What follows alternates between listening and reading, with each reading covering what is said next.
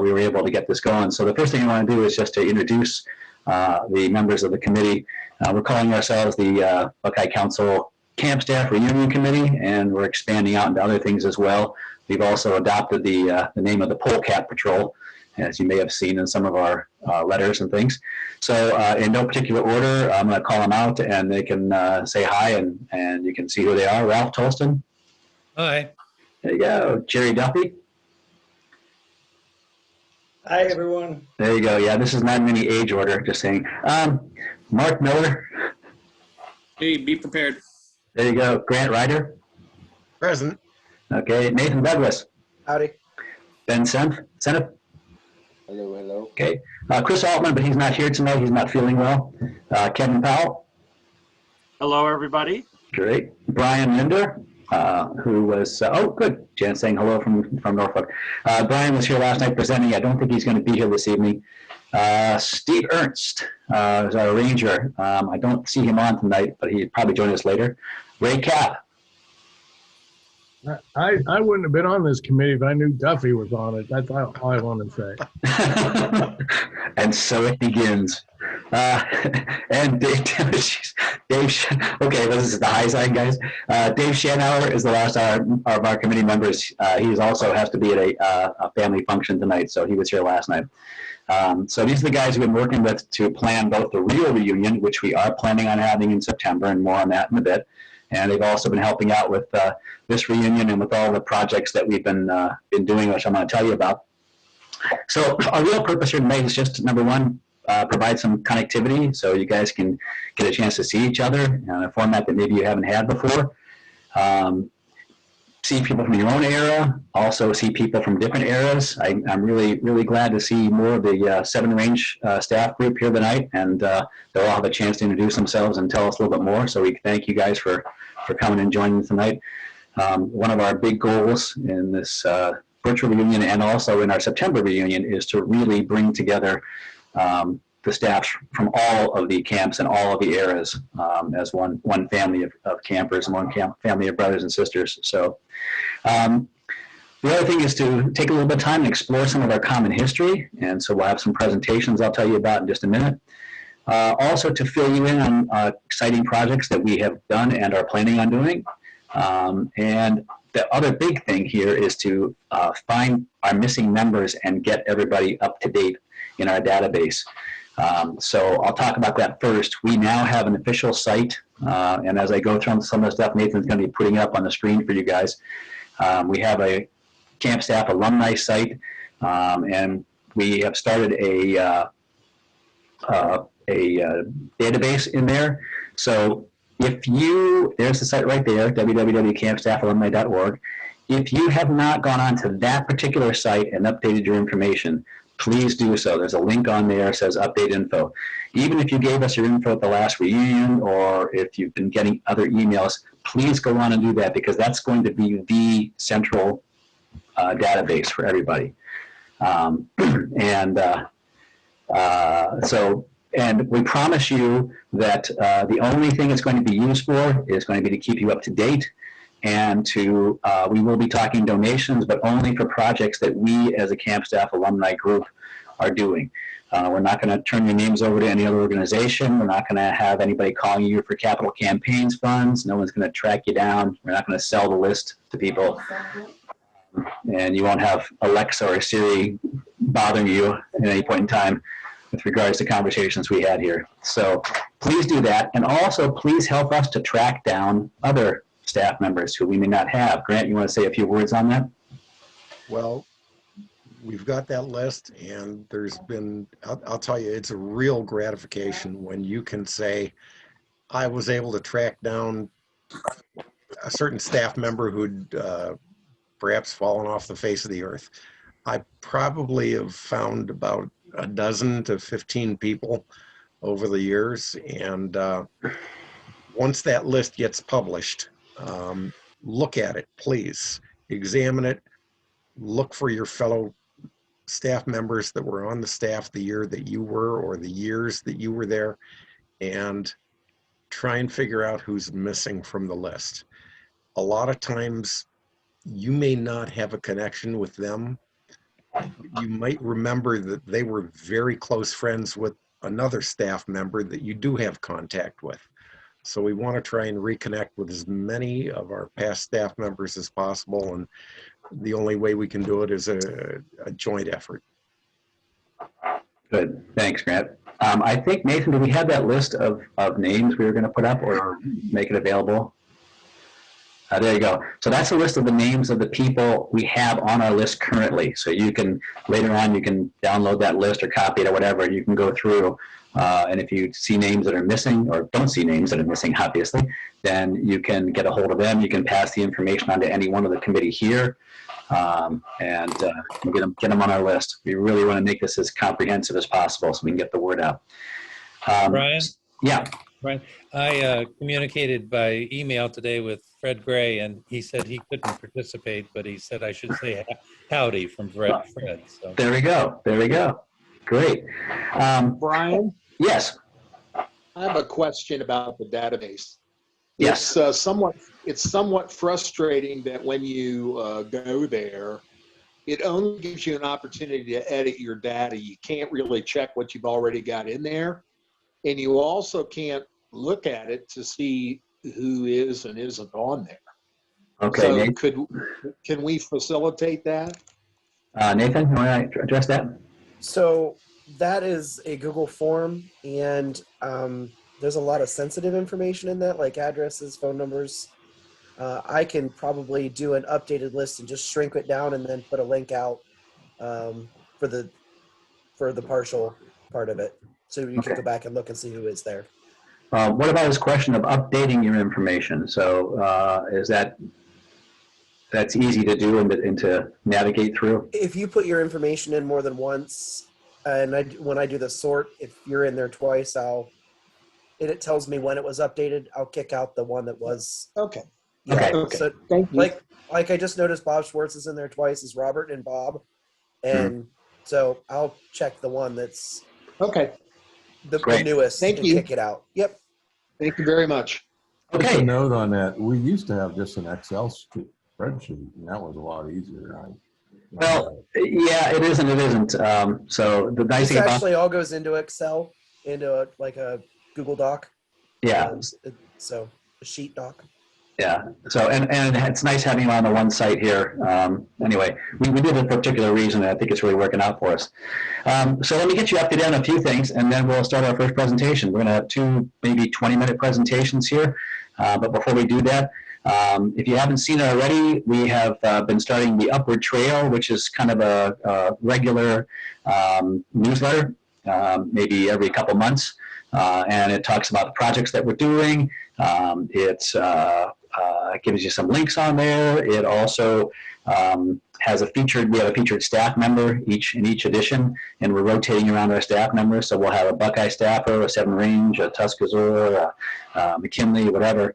So each time we'll feature a different person, and you can find out what some of your friends are up to and some interesting facts about them.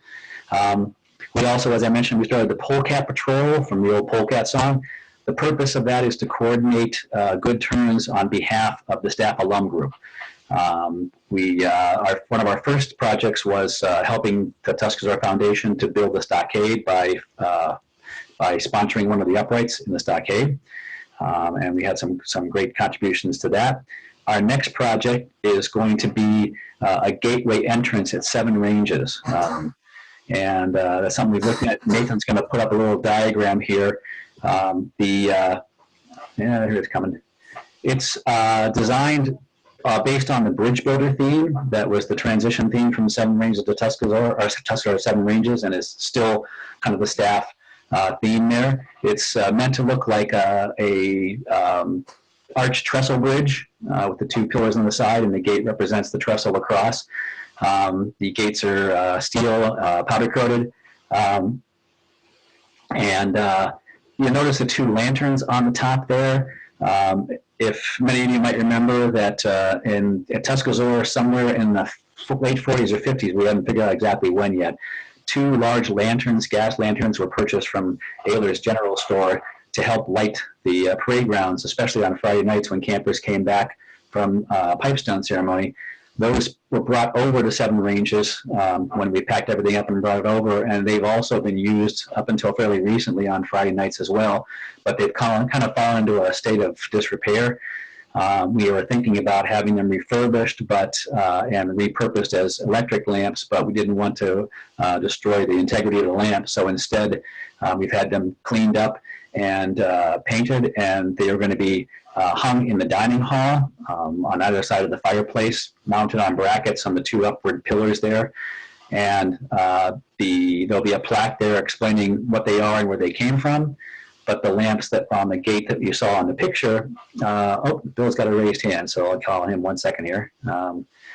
The lamps you see on the picture are replica lamps that we found that are electric, and so they will be placed on top of the gate there's a picture of Nathan there holding up one of the original lamps, and that's kind of where it'll be mounted and hung in the dining hall there. There'll be a plaque below. On the actual pillars of the entrance to the gate, we're going to have plaques as well, and for people who are sponsors on various levels. And there'll also be a large poster with plexiglass enclosed that'll list the names of all the sponsors, but the major ones will go on the actual gateway itself. We have a contractor on the archway itself, and on the lamps are taken care of. And we've got several mason contractors who are currently bidding for us to do the stone and the stonework for the whole thing. We estimate that we estimate that the cost is going to be somewhere in the $18,000 range. And what we're going to do is start a fundraising campaign for this.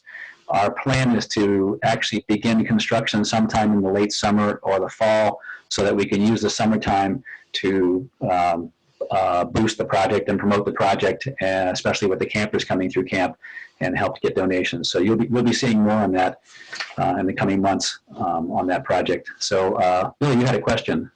Yes. Is there any thought given to electrifying those lanterns in the dining hall? Not the ones in the dining hall, only because of the fact that we don't want to do anything more that's going to jeopardize them. They're pretty old. Okay. Nathan spent a good amount of time looking at them, and we figured the best thing we can do is to get them back to their original color and touch them up.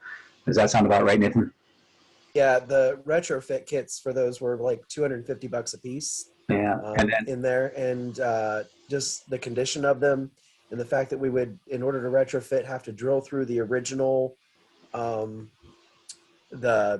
part that holds the fuel. Right. We didn't want to damage them, so we did send them out for powder coating, and they should actually be back by now. I'm getting ready to get them hung out there by May. Thanks, Bill. Yeah, that was a big thing, was trying to protect them. They used them for as long as they could use them at Seven Ranges, but the last couple of years, I don't think they've been able to have them. They've been kind of mounted temporarily on posts out there.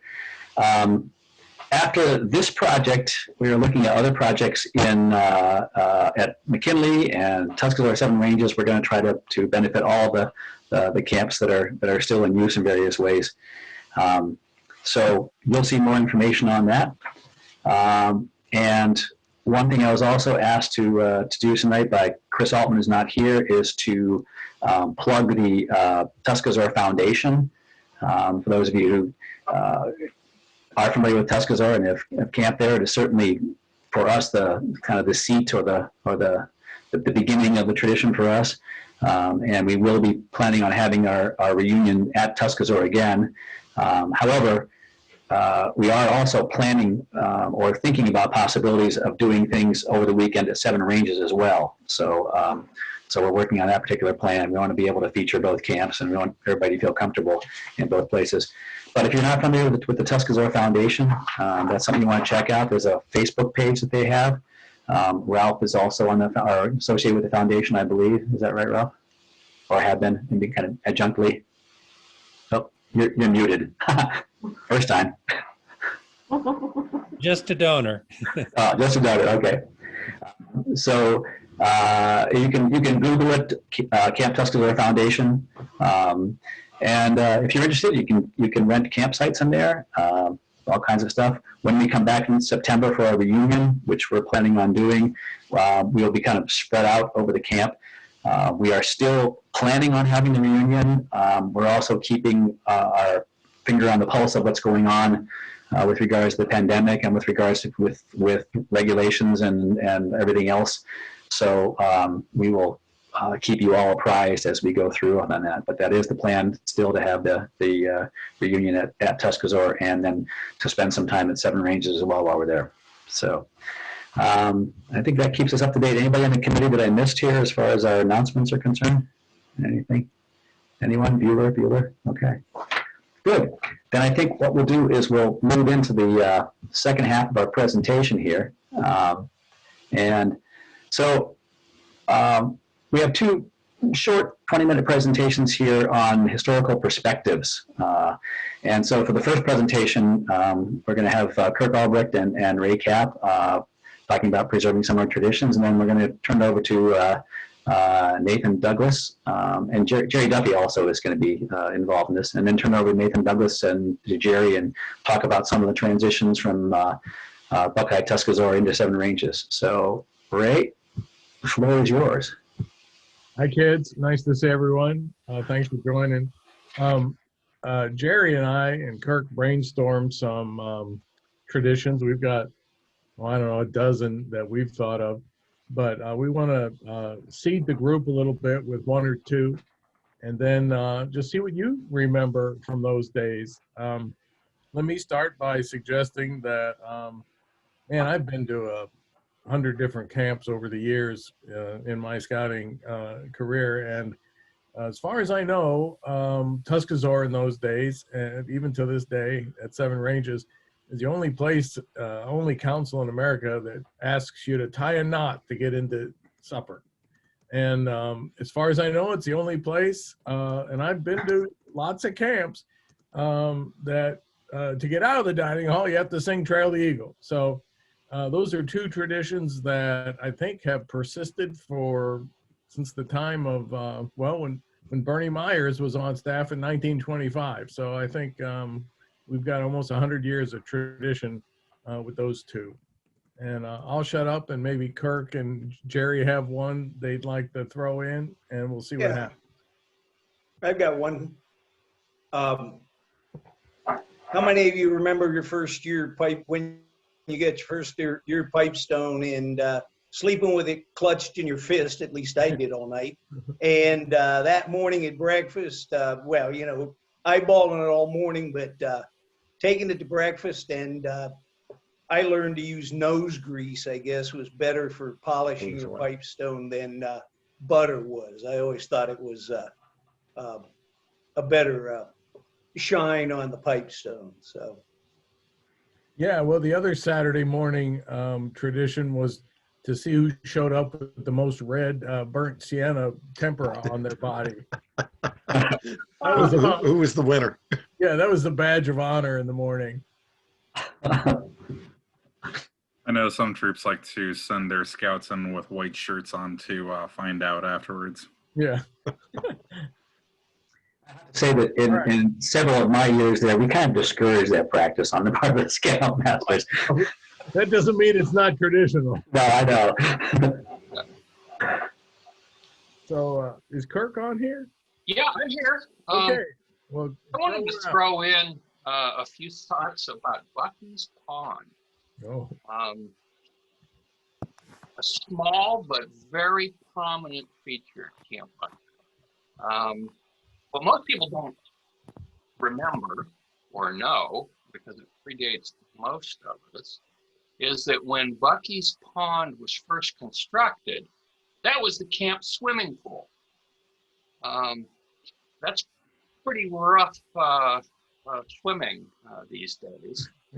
It's been drained and dredged a couple times. Nothing very exciting came out of it other than a whole lot of mud.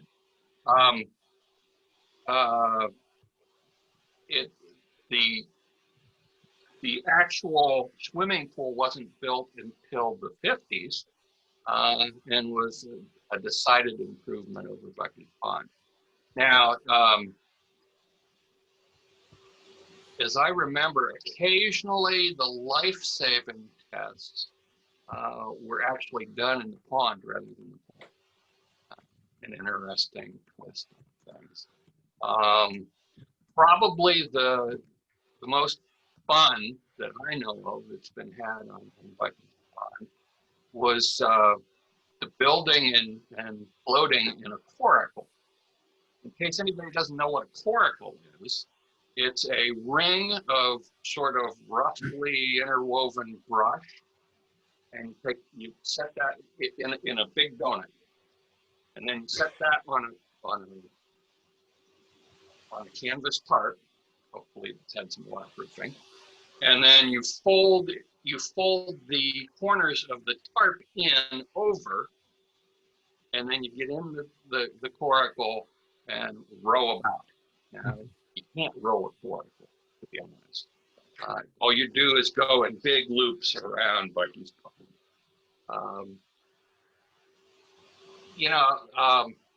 Bucky's Pond, I remember a big camp staff OA project in the mid-70s. We actually had to find some clay soil from other parts of camp, haul it in, and repack the outside of the dam because it was leaking significantly. But what a prominent feature of Camp Buckeye. And on the upper side, the little spring that came in, and along the, let's see, as you stand at this shower house and face the pool, the spring there to your right, back to your right, always had the most marvelous crop of wild watercress. It was a fairly well-kept secret, but occasionally the camp staff would have special salad. And well, some of our traditions were homemade. One of my favorite is Ralph playing his bugle, doing "Follow Me, Boys" into the pool at Tuscazor, and I think it was "Follow Me, Boys." I don't remember, but the visual is just striking.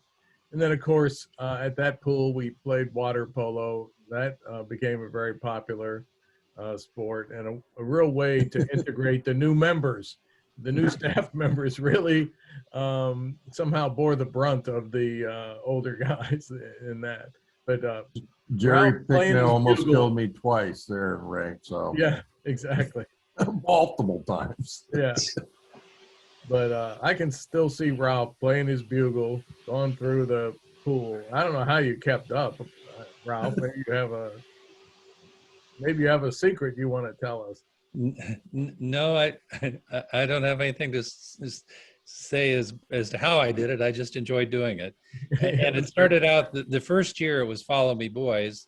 I actually saw the movie Follow Me Boys as soon as it came out. And then I wrote to the Disney company to get the sheet music, and we used it that year. But then in subsequent years, we used different songs as the staff song, but it all ended up in the pool. I noticed you were very, very relieved in our last reunion at Tuscazor to find out that the pool had been filled in, Ralph. Just to jump in on it real quick, the tradition continued on because Chaplain John also picked up on that in later years and did that.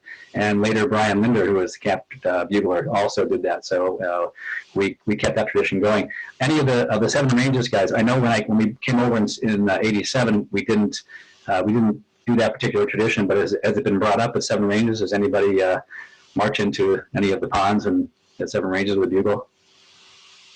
Anybody? No? Okay. I don't think we Kids smarter now, we have a waterfront emergency, so. Okay.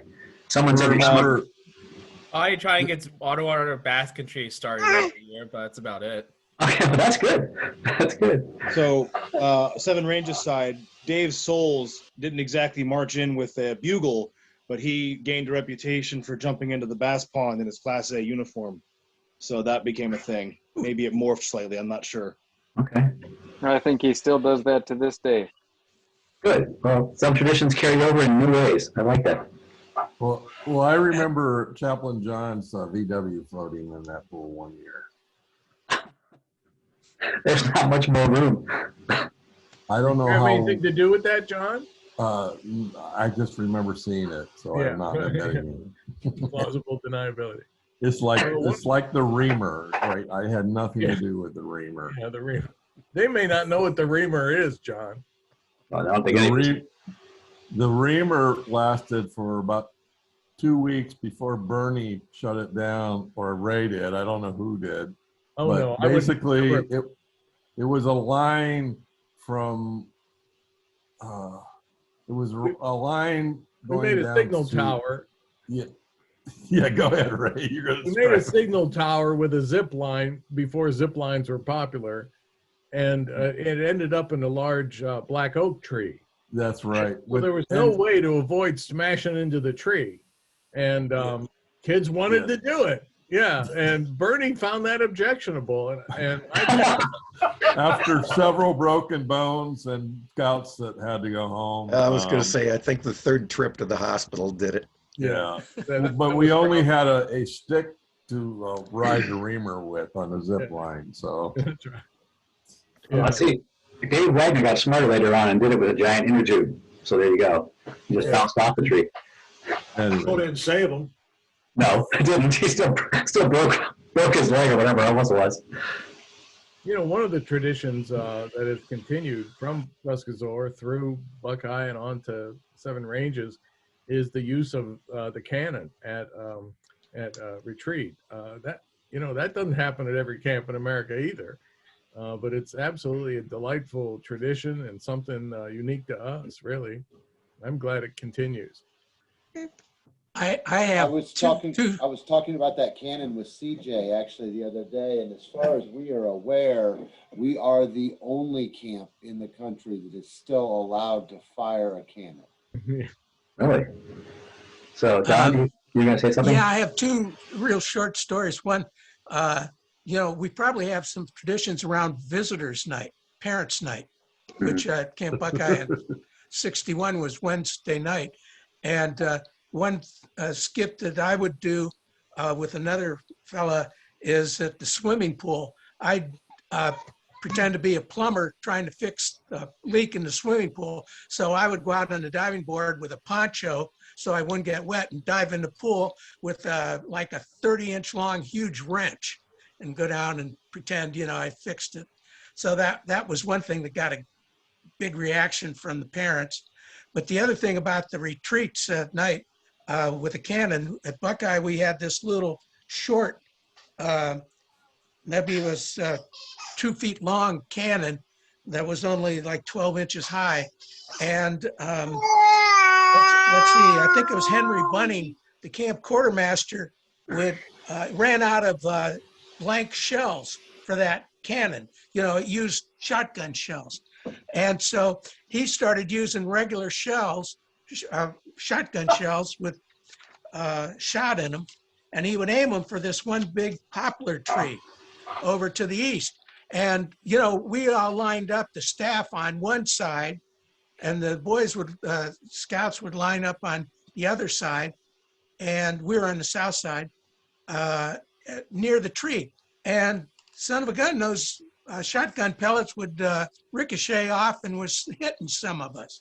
So we would complain, but he kept it up. So they said, you do that, you keep that up, next time the pellets hit us, we're all gonna fall down. And somebody leaked the story to the boys. Anyway, we all fell down, played dead, and the boys just charged us. So there was 180 boys or so. They just ran across the parade ground there and jumped on us and all laying there.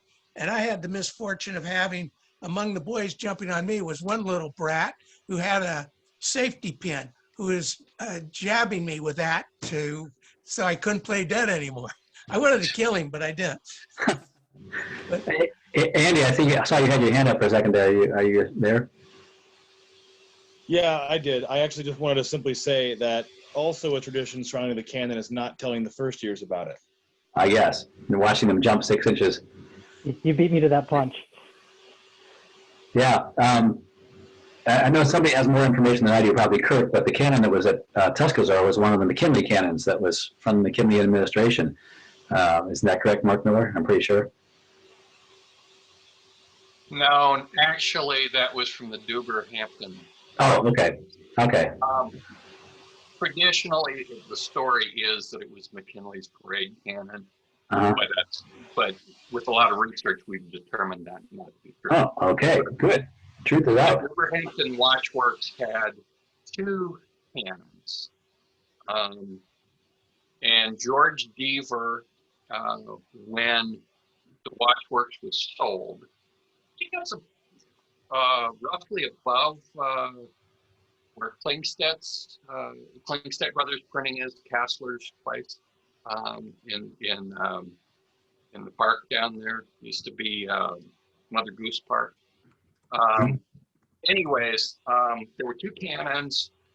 The Duber-Hampton Watchworks was sold to a Russian concern, and in the handover, George Deaver one night slipped in and let's just say he appropriated one of the cannons, and he admitted years later that he had wished he had gotten the second one at the same time. But that's the true background on that one. Great. So it's not McKinley's. It looks a lot like the parade cannon that would have been McKinley's, but it's actually a historical piece of major cannon history. Does anybody know any of the history of the smaller cannon that was at Buckeye? No. I know kidnapping each other's cannons was a popular staff pastime. It was for a while. On the Buckeye cannon, and I'm vague on the details, and I may mangle this, but think Charlie Scalabrino out of Group 81 out of New Philly had something to do with it. I think the story is that he was camping at Tuscaloosa, was well aware of the Tuscaloosa cannon. They took a year at Buckeye after the merger, was missing the cannon as part of retreat and came up with it.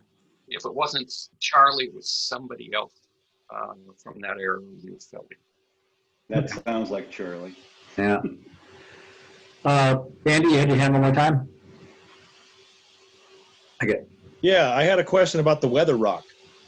My dad tells me that back in the 80s, it was almost scripted that someone was going to steal the weather rock and demand something that was already going to happen, like we have to have Jell-O cake for dinner for dessert, and then they would return the weather rock. But when I was on staff, that turned into a big problem, and the senior directors were always upset that some troops were going to steal the weather rock, and I don't understand. It seems to have morphed into something toxic. So I'm wondering where that tradition came from of someone stealing it as part of the program, how that originated. Well, I don't know about that, but I know that I made I think the original one. In 1971. Yeah, and it's still, I guess I'm old because when I went to the museum there in the parking lot, they've got the original blue painting I did. And I remember my dad worked in the cement business, and I found a piece of sandstone, and I was the nature director one year, and or maybe several years, but so I found this piece of sandstone, and I brought it home over the weekend to, of course, have my laundry cleaned and then drill a hole in the rock so we could suspend it. And I'm hacking away about midnight with a chisel in the backyard, and my father came out and he thought I was out of my mind, and he showed me how you could use a drill with a concrete bit to go through that, and we got it done in about 10 minutes. So anyway, we brought it back, and Bruce Carter did a loop in the did a splice. What's that loop that I can't remember? We were teaching the kids the loop you do. An eye splice. The eye splice, yeah. We did an eye splice through the hole and hung it up, and then it was a lot of fun. Yeah, I think that was 1971. Who said that? Was that Grant? Grant. Yeah. Yep. Now, Jerry Duffy and I have a tradition that we talked about many times, and that is we thought, of course, Bernie was camp director many of the years when Jerry and I were there, and we thought we were the only one Bernie hated. And what we found out years later is everybody thought Bernie hated him. That was his power. Somehow, yeah, it was magical. I thought I was the only one. Jerry thought he was. John Weesey thought he was the only one. It was really funny. Well, I know you probably have some more things here. I want to keep things moving because we have another presentation. We'll have some more stories at the real reunion. Yes, we'll have some more stories, and I'll talk about a few things later on too about other options we have here to keep this story going. We have a lot of our Seven Range brothers on tonight too, and so Nathan's next presentation is going to be talking about kind of moving the traditions into Seven Ranges and a little bit of the history there. So I'll turn it over to Nathan, and we'll have some more discussion on this, and then we'll move into our third part. Thank you. Sure. So I'm going to read through just kind of what I put together. One of my goals has always been to create a book, if you will, of the history of Seven Ranges. You know, that has been our council camp for more than 30 years now. And I would just hate for that history to be lost. And unfortunately, I'm starting to see a large majority of that happening. I've reached out to several folks who were on camping committees and who were part of the council at the time. And, whether their fathers were parts of that. And I know one of them, I believe I reached out to a while back, was Mr. Moyer, and he's like, it's gone. And it was my dad's notes, what we could make sense of didn't make sense. And so, one of the things that I did happen to come across, though, as I was talking to Steve Ernst about this, was he was like, oh, I got a 3-ring binder here in my office that's got like 50 pages in it that talks about the history of when Buckeye Council actually started to go through and look at the feasibility of starting a new camp. And ironically, that was done as early as October of 1968. They started to there was some concerns over the growing number of scouts and the adequacy to the council camps, Buckeye and Tuscaloosa, as to how they were able to continue with those scouts. And so during the summer of 68, here's a little bit of facts for you. There were 1,300 campers and 144 staff members and leaders that attended Camp Tuscaloosa, and 824 campers and 106 leaders and staff that attended Camp Buckeye. Both camps had been filled to the capacity during this time, and both facilities at that time were actually deemed to be completely inadequate for expansion and for long-range planning. So a committee was formed to start to look at the purchase of new land. As the committee began their search, they discovered many of the criteria of what they were looking for, one being to hold 3 200-acre camps. Large enough to provide a campsite for 10 to 20 adult leaders, their families. And here's something that I found was really funny.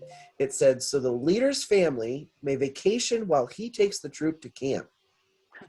So in other words, they wanted the wife with the kids who were not old enough to go to camp. And I ran this past a good friend of mine as Scoutmaster last night after we had gotten a blast from being able to go to Philmont this summer about all the family opportunities there are at Philmont, and both of our wives were hard pass. No, we're not doing that. So even as far then, they were trying to make that happen, and I just found that really funny.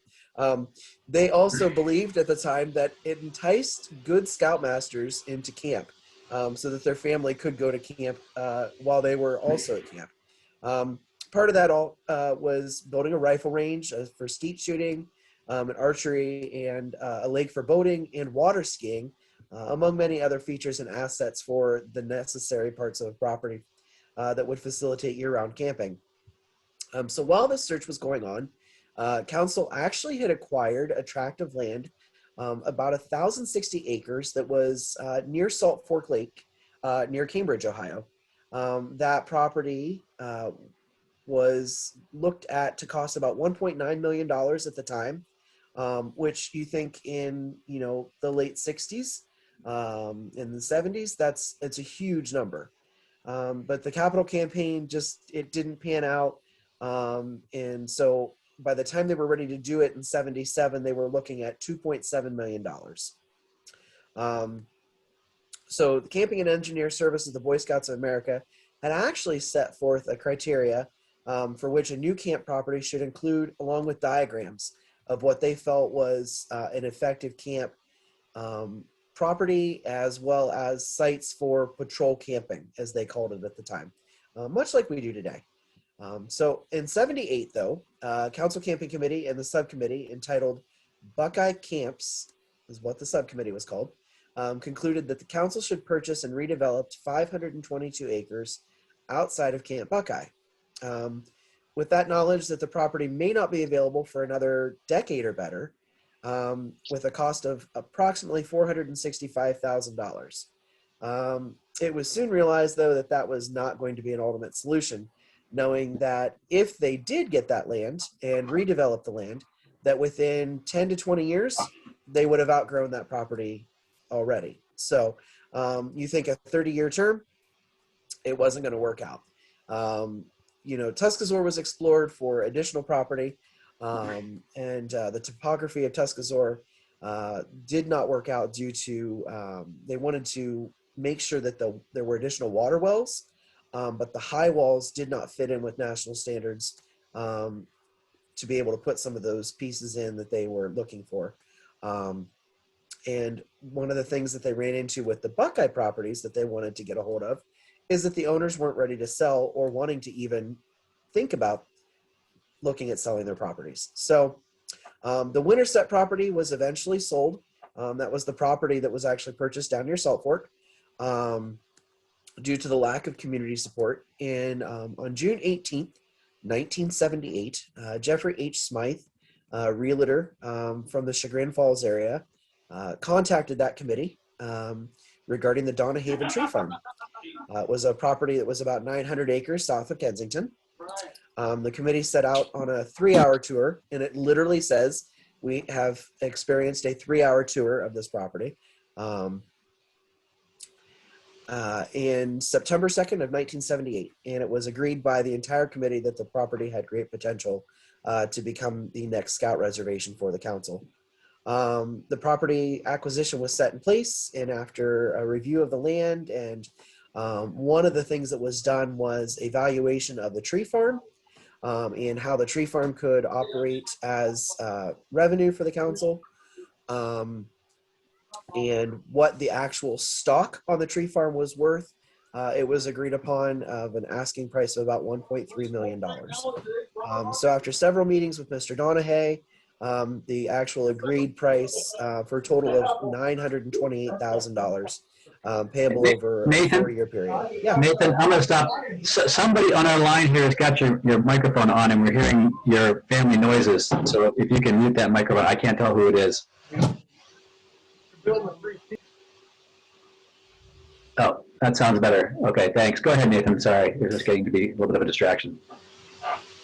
So, a final agreed upon price for $928,000 was going to be paid over 4 years to Mr. Donahue. And then it was basically budgeted out that an additional $666,360 would be put into for camp development of what we now know as Seven Ranges and its properties. So that's what I have come up with and how Seven Ranges came to be. Mr. Donahue at the time had actually known that his family wasn't going to want to pursue any of the property or want any of the property. So he had Mr. Smythe contact the council knowing that they were in search of property. Interesting. So there you go. I'm gonna add on to the tack on to that. In the last few years, when we knew that we were moving from Tuscaloosa or Seven Ranges, the big question at that point in time was, how do we affect this this transition smoothly? And Dave Durrell, who was camp director for the last year of Tuscaloosa, the first year at Seven Ranges, started a plan, and he got commitments from almost all the program directors to commit themselves to 2 years, 1 year at Tuscaloosa, last year at Tuscaloosa, and the first year at Seven Ranges.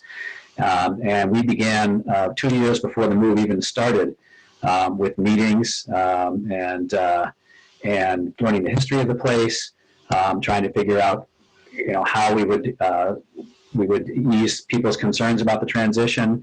Talked about traditions and which ones we felt we could move and which ones we didn't want to mess with and which ones we felt were better just to kind of let develop on their own. And it was Dave Durrell who came up, who found the poem, The Bridge Builder, by Will Allen Dromgoole. Will Allen Dromgoole is actually a pen name. The author is actually a woman, but she couldn't get her poems published under her own name, so she published them under a male name. And the Bridge Builder poem was there. It was a poem that was a favorite of my dad's, and he shared it with Dave a number of years earlier, and Dave remembered it. And so he brought the Bridge Builder poem, and that was read in the dining hall at at Tuscaloosa in the last year as a extended thought for the day. And it became the theme of the transition staff from Tuscaloosa to Seven Ranges, and it stayed with the staff. I believe it's still the term that's used in Seven Ranges of bridge builders. The amphitheater at Seven Ranges is the Bridge Builder Amphitheater. So a number of traditions kind of grew out of that, which is one of the reasons why we chose that visual for the shape and the formation of the gate at Seven Ranges, because of the tie-in with the bridge builders. So anyway, back to you, Nathan. Hello, we lost Nathan. I was just muted. Oh, okay. So that's pretty much all I had for this evening. Are there any questions off of what I shared, or anything I can try to find for you? Nathan, if I can just give you a little background, you've got the sanitized version. There is a whole lot more to those stories. I understand that. We're not gonna. Yeah, we were trying to kind of keep it the Cliff's Notes version. I was on the camping committee, the council finance committee, the camp development committee, and the executive board in that. So, at another time I can give some perspective. The problem I've got is that a lot of the documents no longer exist. So I've got a few things, and I've still got a contact with a couple people that were around working in that area. But it's unfortunately, most of our key memory isn't with us anymore. Everybody from down. Right, and that was one of the challenges that I've come across time and time again when I think I get somewhere and, the pictures were thrown away, or, every once in a while there'll be a small grouping of pictures, like as camps being built, put together.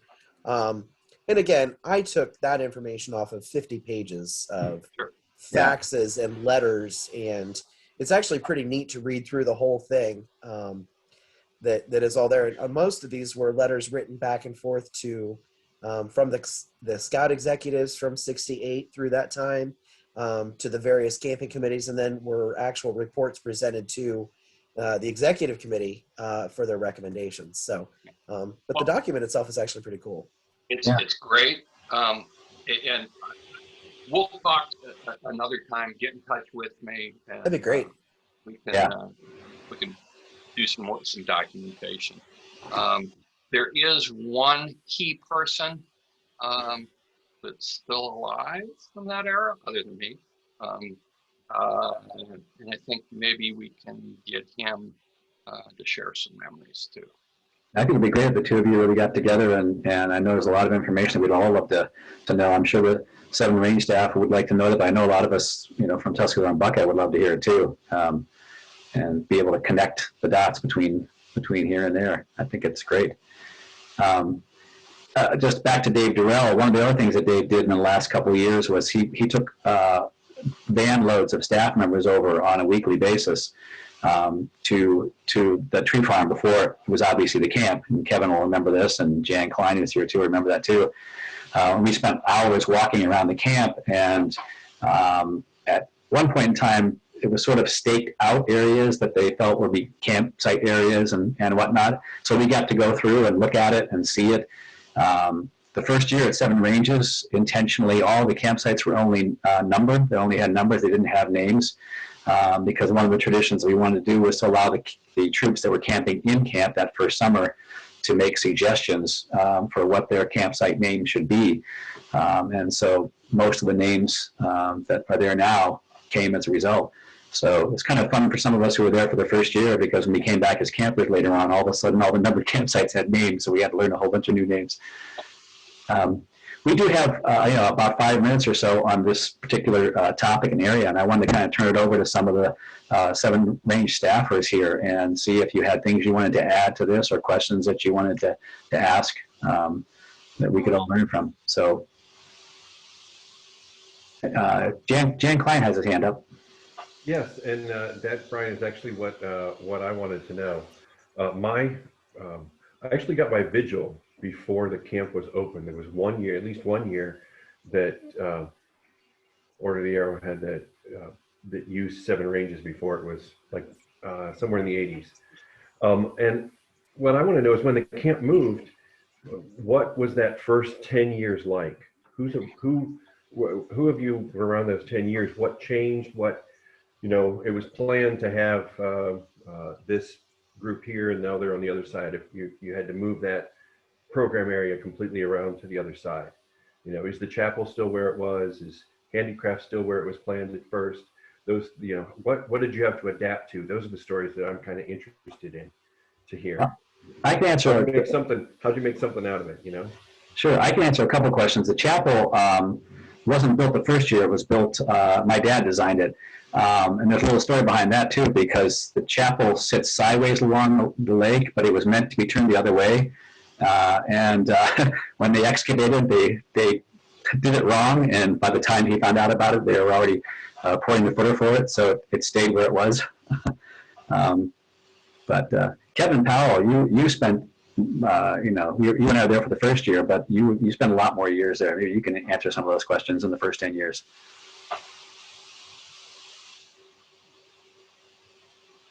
Maybe some of them, but I spent an awful lot of time in the kitchen.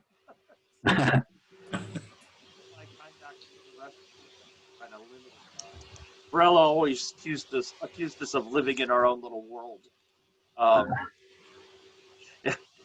And so I don't know if I'm going to be a lot of help on those questions. Okay. Well, I know that the original tool shed and trading post were not where they are now. They were as you're standing in the dining hall, they were on the hill to the left, past the green bar area there. And there was a fire, and the original trading post burned down. That was 1993. That was week 3 on Wednesday night or Thursday morning at about 4:13 in the morning. I want to stop talking for a second here, Ben. Then I'm going to stop you because we have another family conversation going on that's coming through over. So, can everybody mute themselves? Hello? Can anybody identify who's? Okay, I'm going to randomly try to mute people to see if I can figure out where this is coming from. Hey, Ben, it might be your background.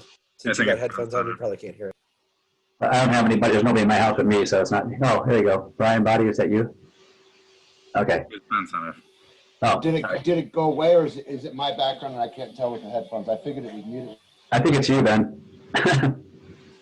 Oh, well, there you go. It was Ben. Okay. Brian, I can answer part of Jan's questions. There were a couple things. The thought was always that, much like where the chapel wasn't oriented right, the camp office also was not oriented correctly, because the back of the building is what faces the parking lot, and the front of the building faces the woods, and it was supposed to have been turned, I want to say, a good 90 degrees or better so that you could see vehicles coming through the camp. But it was never oriented correctly, and that's why that building is so awkward in terms of what's the front and what's the back.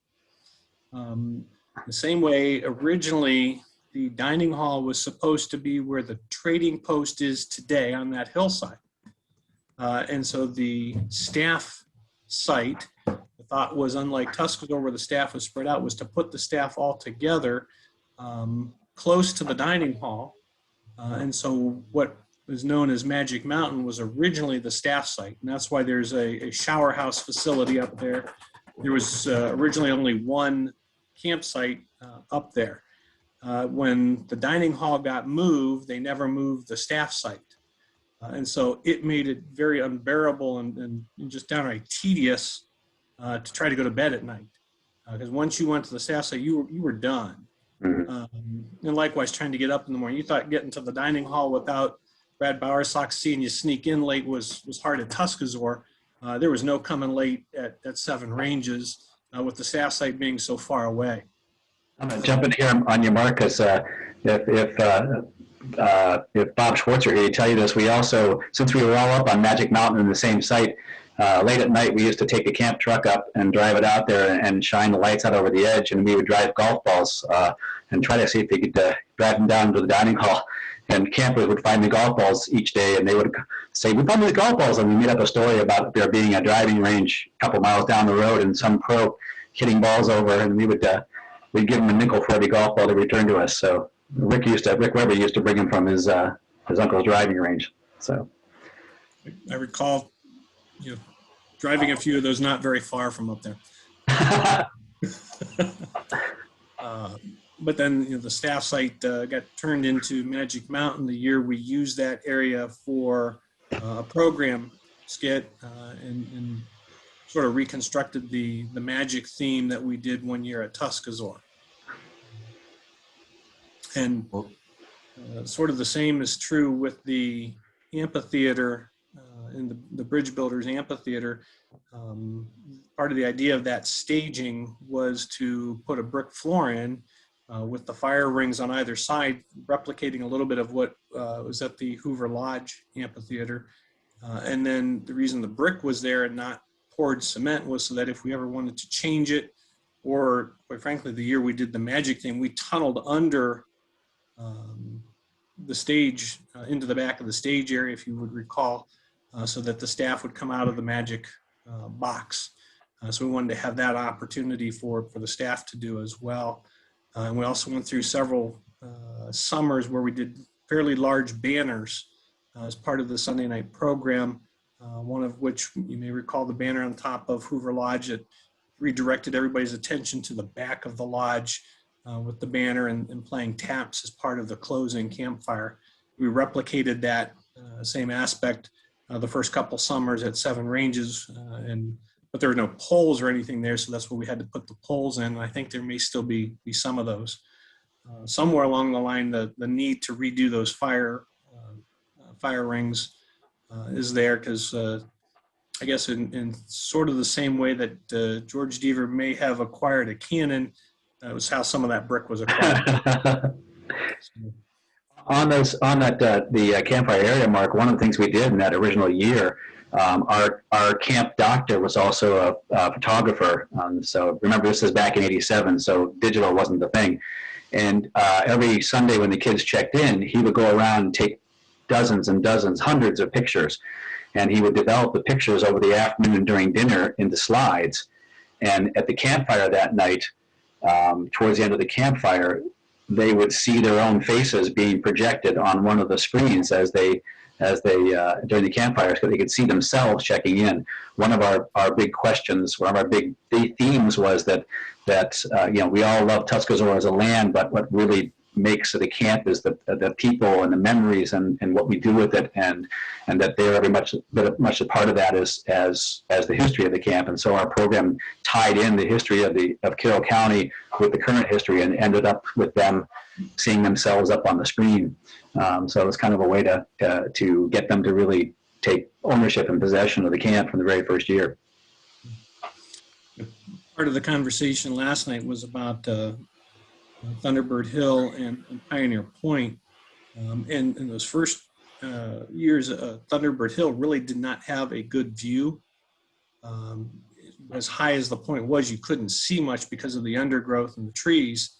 And so we had a lot of staff evenings, typically on Thursday night, where we just went up and started cutting and clearing, intentionally leaving the 3 pine trees that Mike Deaver talks about as part of the talk, and what could those 3 pine trees represent. So that was part of that original intention from camp in 87, 88, when we cleared all that, to leave those trees so that others could talk about them in the future.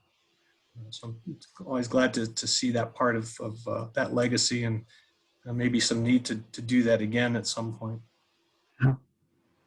Good. Andy had his hand up again. Sorry, Andy, it's been a while. You still with us there?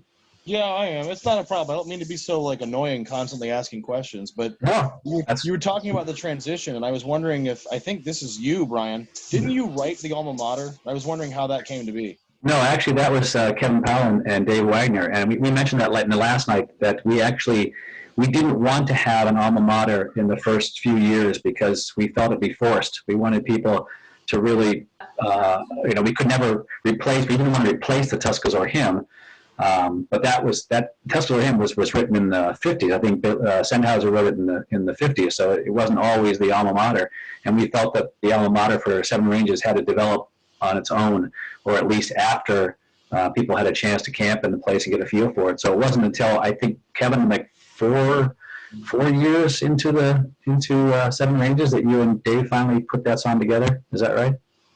Yeah, and I'm going to be honest, a huge part of it was Dave, but I think it was the 90, 91 era that was put together. Mm-hmm. Yeah. That was, about 4 years. Okay. Did that answer your question, Andy? Yes, it did. Thank you.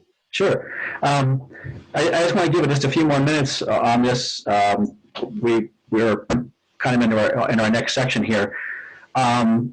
But I wanted to find out if there are any more final thoughts from our Seven Range gentlemen of traditions and histories and questions. Maybe one more question or one more point to bring up before we move on to our next section. Anybody from the Seven Range group? I do have a question. It doesn't concern traditions, but I've heard a rumor that there is a bat cave somewhere on camp property. Can anyone speak to that? A bat cave? Yes. I am Batman. It might have been somebody pulling my leg. However, it was coming from a camp director, and he was very adamant about it. So there is a cave I listed on never heard the of it. original property maps. I know where the Bat Cave was. The Bat Cave was beside the dining hall in a group of trees, and waiting for the Monday fire drill. Houlihan, Schwartz, myself, and a couple other people would go under that clump of trees and make like little villages, and they called it the Bat Cave. Aha. Aha. Jarek, you had your hand up, or you're going to address that as well? I actually had a question about a Saturday morning tradition, but if somebody wants to elaborate more on the Bat Cave, then I want to let them do that. Well, I think we can take one more question. I think Uncle Ricky here answered our question. Way to go, Rick. So go ahead, ask your question. So Saturday mornings, as I've worked at Seven Ranges the last decade, 2014, 2018, and Saturday mornings when we're doing, when we're singing our alma mater, and all the staff start to file down the stairs onto the parade grounds and stand. Basically everyone at a flagpole, and at the end, the campers come down and say goodbye and shake our hands and give us, scouting appropriate hugs. Has that been a tradition longer than the last decade or two? Was that something that happened at Tuscaloosa? Yeah, I can answer that question. It's a tradition at Tuscaloosa. We had the Tuscaloosa hymn, which was in 3 stanzas. And what used to happen, check out on Saturday was after lunch. We actually had breakfast and lunch. And then they checked out and left after that. And so Friday night, we would sing the first verse of the Tuscaloosa hymn in the dining hall. Saturday breakfast, we'd sing the first 2 verses, and then Sunday or Saturday lunch, we'd sing all 3. And the last verse, during the last verse, the staff would walk out of the dining hall and would then line the trail path out of the dining hall and go down and line up in the parade grounds. We would finish it there. So the idea of seeing the campers out and being there to say goodbye was something that had been a part of Tuscaloosa tradition for as long as I've been there. And I started in the mid-'70s. I'm sure it went beyond that or before that. And so it just seemed really natural when they finally kind of established a camp song at Seven Ranges that the same tradition would naturally carry over. I think there were enough guys there, Mark Miller, Kevin Powell, Dave Wagner, who were familiar with the Tuscaloosa tradition. So I have no doubt that that's kind of where it came from. Mark, does that sound pretty? Yeah. It was the Saturday at lunch. It was the staff would walk out, and any former staff would be invited to join the current staff, right. As well as it's just part of the unity with that. And it broke off a little bit because you said we didn't do a hymn per se, and Seven Ranges was so much farther removed. It took people longer to travel, which is why we eliminated the lunch so people could get on the road sooner, and staff could get home that much sooner because it still took so much more time to clean up everything at the much bigger dining hall. Sure. But yeah, I think is part of where that was, because the other part of that, then after all of the goodbyes were done, we all flocked to the wall and sing National Embalming School. Yes. And sometimes led to a pool trip. Hey, Jarek, let me add into that. So where you would be familiar with standing right underneath where the porch is today, before expansion number 1, there was nothing more than a small little porte-cochere, just a small little porch, concrete pad, and railroad timbers that lined all the way through there. Duder, you probably have a really good picture because there's a picture of you pointing at Will, probably one of those Saturday mornings with that. But that's where the staff would exit out that front section of the dining hall, and the staff would all line on and stand up on those railroad ties, and everybody exited out that way and would say goodbye from there. Excellent. And, to add then after the first you said edition, that was before the first expansion, right? Yeah, that was when the dining hall was much, much smaller. And then when expansion 1 hit, because then they took our hill down, because once everybody was kind of done, we would do the Saturday morning staff roll, which means you rolled down the hill. And remember getting up quite dizzy many a times from rolling down that hill, because you'd roll down to the road and then jump up and head to the parade grounds. Just making sure, because I didn't see the dining hall before the first expansion, because my first year out there was camp was 03. Right. Oh, cool. Thanks. Yep. I'm going to do one more. John Reese has his hand up. We'll do one more, and then we're going to move into our next section. So, John, what was your question? Yeah, my question is, how the heck did I ever get hired? I could not sing, and everybody else could. Well, we need somebody to make the rest of us look better. We added that to the interview the year after you joined. Well, how did our songs get past it then? Actually, I got kicked out of choir in junior high or high school. I can't remember. But I could not sing. Anyway, thank you for answering. Remember, I must not have been able to sing either. They gave me a bucket medal because I couldn't, carry a tune in a bucket. I still have that medal around here somewhere.